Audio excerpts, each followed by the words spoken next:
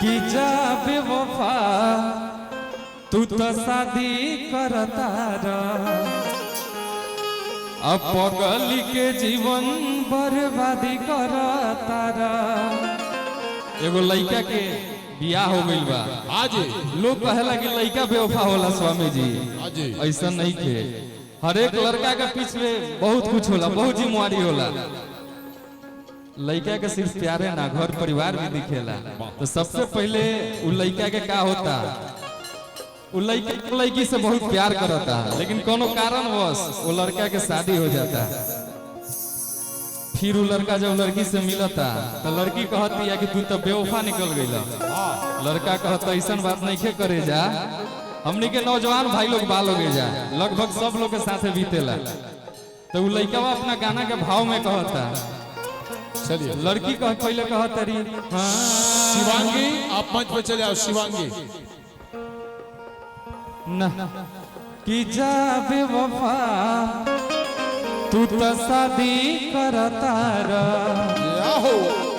अब पगली के जीवन बर्बादी करता। तब लड़का कहता कि पानी मजबूर तू बुझेलू ना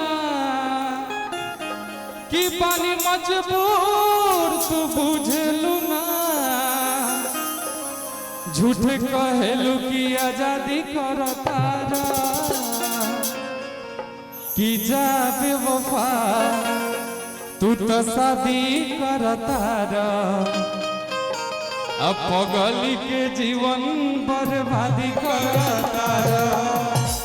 ई गाना रउआ लोग प्यार आशीर्वाद देता नहीं जो नहीं के सुनले उ जाई पगली के जीवन सर्च करी बहुत प्यारा गाना बा लेकिन हमनी के अभी सैड में नहीं जा अभी बानी सन नाचे वाला मूड में कि जैसन मर्दा मंगबू वैसने मर्दा दे हाय हाय रे जवानी कि टकला मर्दा मंगबू नर मुंडा स्वामी के देहा अरे की मुखिया मर्दा खोजबू जितेंद्र भैया के देहा अरे वादक मर्दा मंगबू तो गोलू बाबू के दे आए आए रे जवान जैसन मर्दा मंगबू वैसने मर्दा दे आए हाय रे जवान कहे दासा बनौले तू बार वैसा बोला झरेला पसंद कैसा बोला झरेला पसंद कैसा मुँह लटका काहे बैठल बारू हो बोला कैसन सवाल मुँह लटका के काहे बैठल बारू हो चाहे कैसन सवाल जैसन मर्दा मंगबू वैसने मर्दा दे हाय हाय रे जवान जैसन मर्दा मंगबू वैसने मर्दा दे हाय हाय रे जवान दिल धड़कता केहू के प्यार में केहू के प्यार में केहू के प्यार में केहू के प्यार में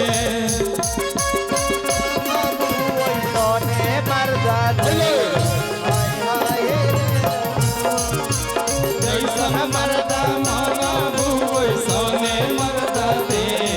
हाय हाय रे जवान। अरे की चश्मा वाला खोजबू तो हो भैया के देहब आ टोपी वाला खोजबू तो अरे नेताजी के देहब अरे की पैड वाला खोजबू तो छोटा का के दे हाय हाय रे जवान जैसन मर्दा मंगबू वैसने मर्दा दे हाय हाय रे जवान जैसन मर्दा मंगबू वैसने मर्दा दे हाय हाय रे जवान। अरे नेता मर्दा मंगबू तो लालू जी के दे अभिनेता मर्दा मंगू पवन सिंह के दे आए हाय रे जवान जैसन मर्दा मंगू वैसने मर्दा दे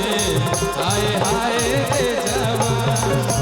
जैसन मर्दा मंगू वैसने मर्दा दे आए हाय रे जवान जैसन मर्दा मंगू वैसने मर्दा दे अरे की गुंडा मरदा मंगबू नरमुंडा स्वामी के दे आ बूढ़ा मरदा खोजबू हो धोती वाला के दे आए हाय रे हीरो मर्दा मंगबू हो भैया वासन के दे आए हाय रे जवान। हम चाहब कि हमने के बीच में एगो बहुत अच्छा गायक हमने के छोट भाई एक गाना उनसे भी गवाइए उसके बाद फिर अच्छा हेलो